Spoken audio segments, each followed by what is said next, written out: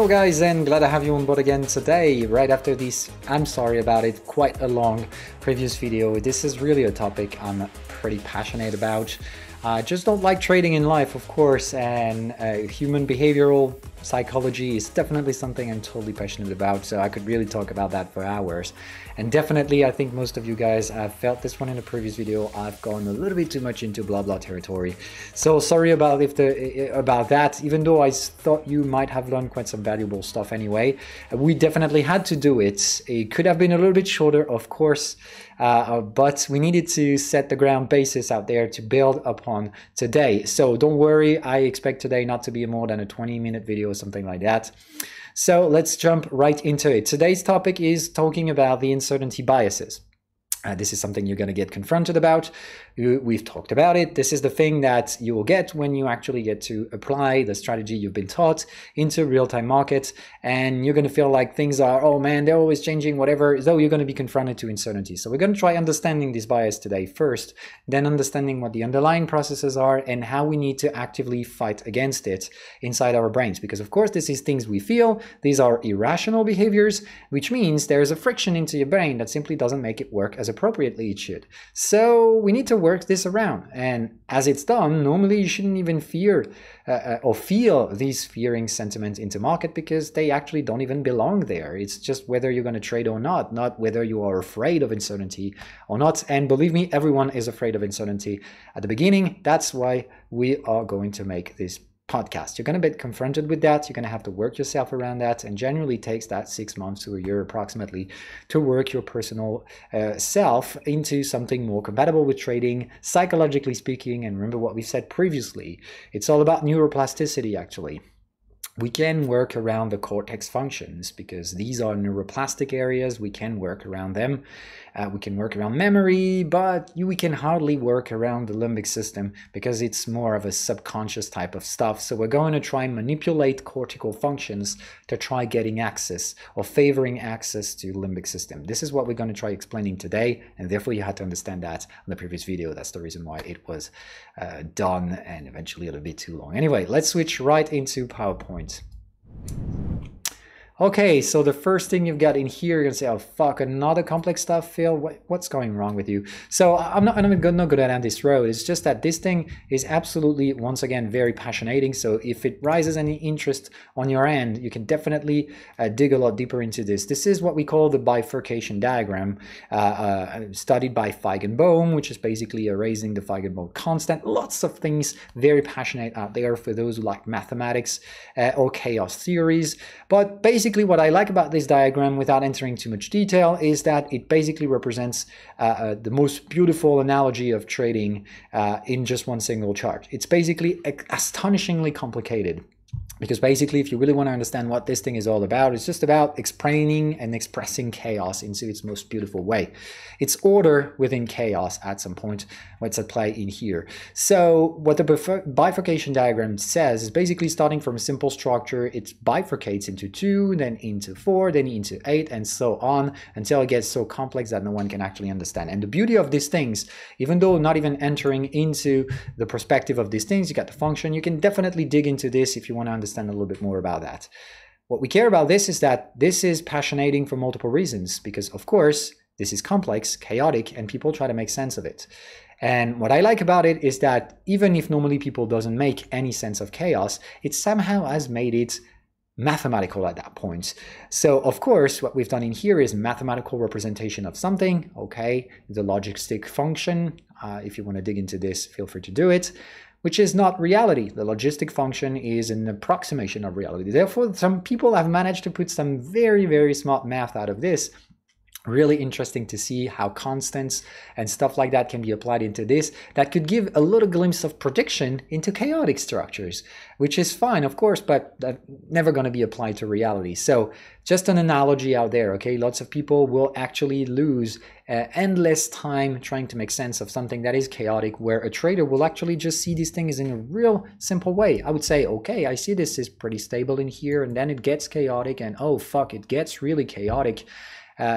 Am I going to try making any sense of it? No shit not. I'm just going to look, oh, what are these things? Oh, it feels like there's order into chaos. What the hell is that? That really sounds like the things I know into trading. So this is why I think this thing's beautiful. It's not just about chaos. It's about little island of stabilities inside the chaotic structure. And that exactly represents the way I see markets and the way you have to get through to look at it. Because actually, if you were zooming into this structure, you will see that into this area, after reaching out some stable or more stable things, it actually represents what we call a fractal, which means if you zoom into this area right here, you would actually see the same structure replicating itself, bifurcating, and so on and so on. So the thing in here is that you need to understand that the matter we need to get into in here, the conclusion I would like to reach out to is that this is not even close to what reality is all about, okay? This is one of the many illusions that men have created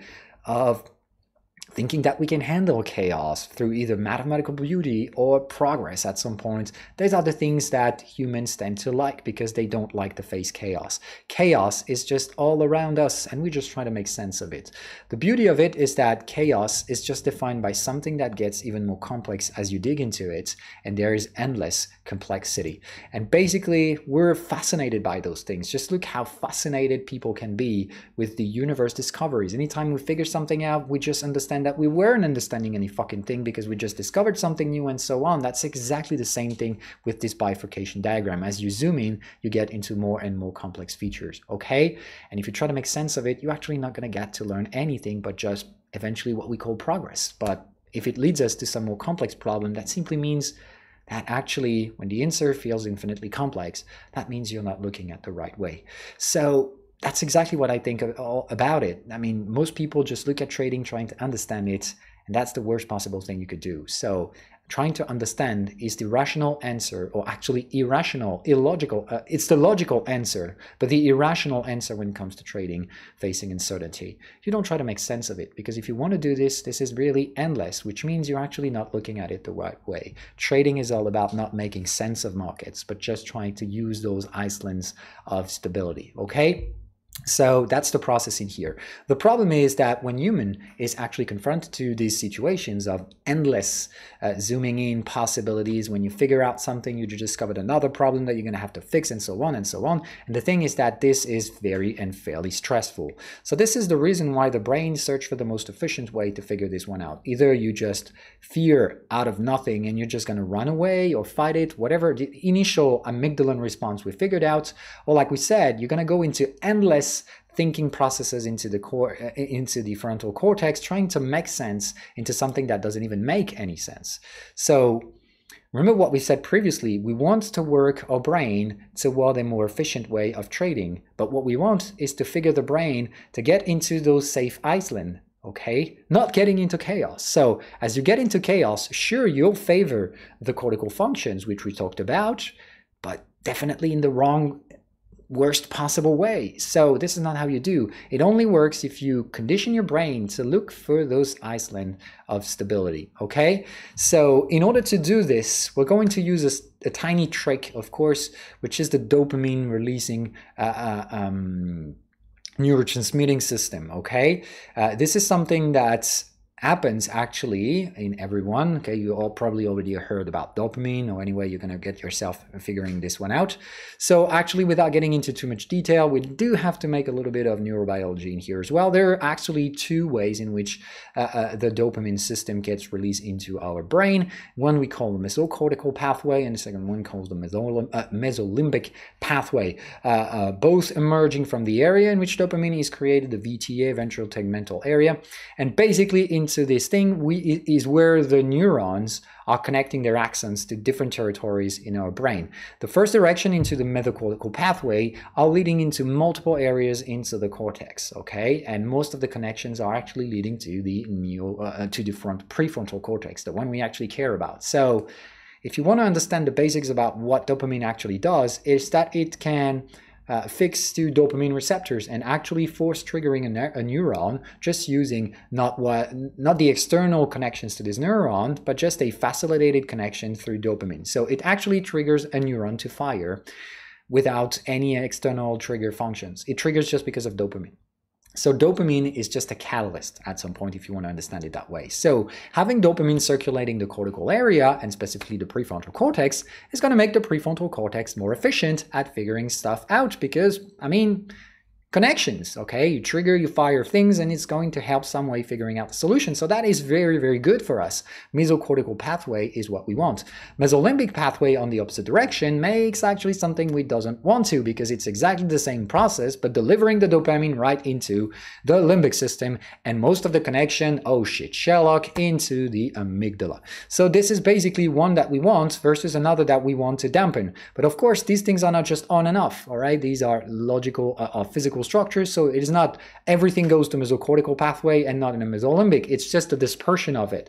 So what we want is to favor mesocortical and dampen mesolimbic pathway. Anyway, it's going to go both, all right? But we're going to try looking for signals that we can favor one or another. So the thing and the trick we're going to use in here is one very, very simple thing. Most people know about it. Is the fact that the dopamine releasing system, okay, is called the reward system in the brain. And it works in two major ways. The first way is that you get a relief feeling or whatever, and you're going to get dopamine released. But there is also a very much interesting thing that gives us a little bit control over these things, is when you face a recurring challenge, at some point, your brain is going to anticipate this thing, which means without even solving the problem yet, if you have been confronted to the problem first and it feels like it is the same pattern, then your brain will actually trigger the reward system earlier. Without even solving the problem, you'll get the dopamine by anticipation. And that's real great because that's what we want. We want the dopamine to help us solve the problem faster. Because remember what we said, the problem with the frontal cortex is that it does a pretty great job at analyzing, rationalizing all of the stuff we need to analyze, but it's freakingly inefficient. So it's kind of, yeah, doping the fucking brain. So we need this because doping in here is going to make the process more efficient and therefore more probable to reach to a decent conclusion. Okay? It's really helping us. That's what we want. Okay? So we're going to use this, but we need a recurring challenge, and you need to understand that. If the thing is not repeated, then it doesn't work out. So if you're looking to make sense at chaos, you've got random outputs and you're not going to be able to figure out the next output. So you're going to try making sense out of it anytime the outcome will be different, so there is no recurring challenge out there. But if you look for islands of stabilities, they might be multiple type of islands, but they're not unlimited. So you have a little bit of control. And like we said, all these things just exist in the market because of risk management.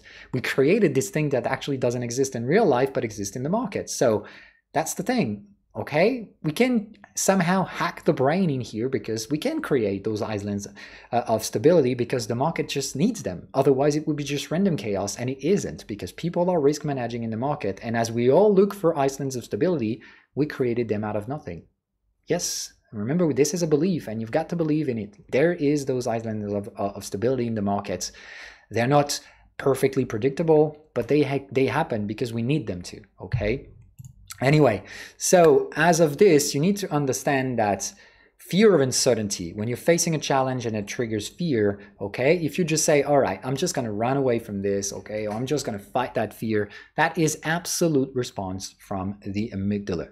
Amygdala is a fight or flight solution. So if you're either fighting or flighting away from the problem, what you basically tells your brain is, okay, the easiest way to get the fuck out of this stressful situation is either getting the fuck out of it or fighting against it. So if you try to fight uncertainty, like we said, Jesus motherfucker, you're just going to waste your time.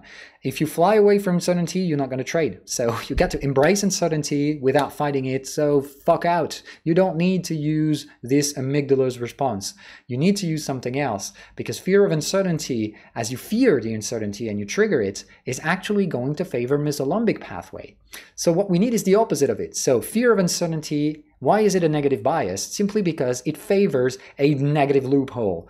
As you get to fear uncertainty and either fight or flight response, you're just going to favor later on time mesolimbic pathway resolutions of your stressful situations and basically calling for more fear and fight or flight response. Absolute stupid way of thinking and dealing with problems. Okay? So what we want to be doing instead is replacing this mesolimbic pathway, which is the natural way of human being managing stressful situations in complex context and chaotic structures, which is fight or flight. But that's not what we need to do, and it only works in the market. You need to understand that, okay? So this is the problem with this. We do have a negative retroactive feedback loop. Definitely what we need to get the fuck out of, okay? So what you need to get in here is in order to get away from mesolimbic pathway, what we need is to favor mesocortical pathway instead, because we cannot just dampen and say, okay, don't use the amygdala. That's not how it works. Remember, we have no control about it, but we have control over mesocortical pathway, which means if you get yourself to figure out that you are into those motherfucking islands, and just let me use the right word, the contexts are these islands. So when you learn a context and when you learn to recognize a context, you're actually putting yourself into these island territories. Instead of trying to make sense of chaos, you just say, all right, I might be on the verge to get into an island. I probably will not be, I don't know for sure, but at least I feel a lot more confident than dealing with fucking endless chaos. So by doing this, you're actually favoring using mesocortical pathway a little once in a while, because the stressful situations, you're putting a rational answer to it, saying whether I am into this island or I'm not. And if I'm not, I just put it a totally different situation. I'm not flying away from the problem. I just gave a rational answer to it, saying there's no reason to stress because there's actually no meaning to this chaos. I'm not flying or fighting. I'm just saying it doesn't matter. When you're out of a context, you just don't give a shit. But it's not fight or flight. It is the cortex that made the decision to say, dampen this fucking fear reaction. It is pointless. And in this thing, as you use the cortex to solve the problem, remember the thing, what's going to be doing the next thing, the anticipation of reward will actually favor mesocortical pathway the next time you'll be confronted to a similar problem. And slowly but steadily, what are you going to be doing without even acting into the limbic system? You are going to shrink the availability of dopamine into the limbic system. Congratulations, you just accessed your limbic system into a very smarter way, because you can't go out there, but you're just going to shrink the excess of dopamine by just using it elsewhere. Okay? That's the first way of fighting this thing, but that's not the only one. Then you need to move to some other thing in here, just putting it on top of what we've built on the last podcast as well. So this is more of an appropriate vision of what's been said last time, because yeah, the 3D versions really, I mean, they actually bugged me in here as well. So the thing in here is that you need to understand these things. So this is our amygdala, okay, this is the hippocampus, and you can see the two ways we've been talking about, saying that they inhibit one each other because they get real close, and that instead of having a real simple amygdalan connection to the hypothalamus, which is in here, okay, we could have something just like that. They're making the round trip through this striatum terminalis, okay? And of course, hippocampus is doing the same thing through the fornix. So you can see they have similar pathways, and therefore this is why they inhibit one each other. Just what we said, if there is 100 dopamine hormones to be released, then there will be splitted either 50-50 or one more than another. It's not just all into one area and none for the other. It's just really dampening effect. So what we want, of course, is to favor fornical direction and connections rather than terminalis one, okay? Which will direct the access to hypothalamic functions, which we said is how you fear, which will impact your perceptions and all the things we already talked about, okay? So when we get out there, what we need is, of course, to favor stria terminalis, to favor fornix versus stria terminalis. And by the fact that we actually get to favor dopamine release into the brain, we're actually shrinking the availability of amygdala, but that's not all about it. What we want is to favor hippocampus usage. So how can we favor the hippocampus usage? Oh, geez, we said that's great. Okay, this is the one we actually talked about on the first thing. Okay, so this is the retroaction thing. When stress is triggered, there are inputs into the hypothalamus comes from the prefrontal cortex. That's basically when your smart brain says, fuck it, there's no reason to panic, just shut the fuck down. This is the regulation system of our brain coming from the prefrontal cortex. So you're going to regulate those fearful emotions, saying, all right, that doesn't make sense. I'm not in a chaotic structure, shut the fuck up. Like we said, dopamine is going to make this answer that coming later than this was much faster. That's the first thing we want to do, to have these things as fast as possible. The feedback effect saying calm the fuck down, stop triggering cortisol into my body, okay? But in the same time, like we said, we want to favor as much information coming from the forex rather than this trio terminalis. By shrinking the excess to dopamine, that's the first positive stuff, but we're going to use another trick in here by using the thing that actually using the strategy or a strategy is going to use your memory, because complicated stuff require huge memory usage, basically real simple. And this is why I personally use a complex system rather than something simple like, okay, cross the moving average and stuff like that, because you're going to have to process information. Process means you're going to have to store the fucking pattern somewhere. And by doing this, even though some of my pattern seems a lot more complicated to people than the average, it hasn't been done in without consequences. It's actually on purpose. It is complicated because it's going to require memorizing structures into your brain. It's going to actually stimulate the hippocampus reactions over amygdala. So having a complex strategy isn't just for fun. It's actually helping a lot shrink the amygdalan response. So yeah, this is complicated. No shit, Sherlock. I'd rather like to make things complicated rather than stupidly saying this is simple, because of course it's not. It's a long process, like we said. I'm not making it overcomplicated either, but I'm not making things simpler. That's the thing. I'm just explaining things the way they are, and they are complicated, okay? So this is what you need to understand. We're really tricking our mind in a two-step process. The first one is that we favor memory call and recall structures because the hippocampus is absolutely necessary to process memory. So how do we stimulate hippocampus? We can actually do it directly, but we're going to memorize complex stuff, which is going to stimulate more users of hippocampus of hippocampal reactions. Okay, and like we said, we cannot dampen the stereoterminalysis impact, but as we favor phonical usage, we actually mechanically dampen stereoterminalysis access, and that's just a simple mind trick. Use your memory and repeat the fucking process within your cortex, and what you're going to be getting is just a very, very two-way positive feedback loop instead of the negative ones you were using previously, because you're using your cortex to solve a stressful situation, which will favor the mesocortical choice for dopamine release the next time, and by using memory to solve this problem, you're favoring hippocampal formations and reactions instead of amygdalan ones. And that's just how this thing works. It's not that complicated. That's actually all about it. By using strategy, you're actually building yourself toward reducing amygdalan response through time, which means you're going to have much more control over those fearful emotions. They don't disappear. It's just that they are handled much more efficiently. Like we said, you cannot disappear the feeling of fear. I still feel fear. It's just that it's much more dampened than the average people because it is rationalized through memory functions. And these things, as they get used, the brain remembers that. Because remember what we said, there is a huge connection between the two, which is the amygdalofugal pathway. And the amygdalofugal pathway somehow remembers at some point and strengthens through time as the amygdala gets used less and less over the favors of hippocampus. It will also favor this. This is another feedback loop.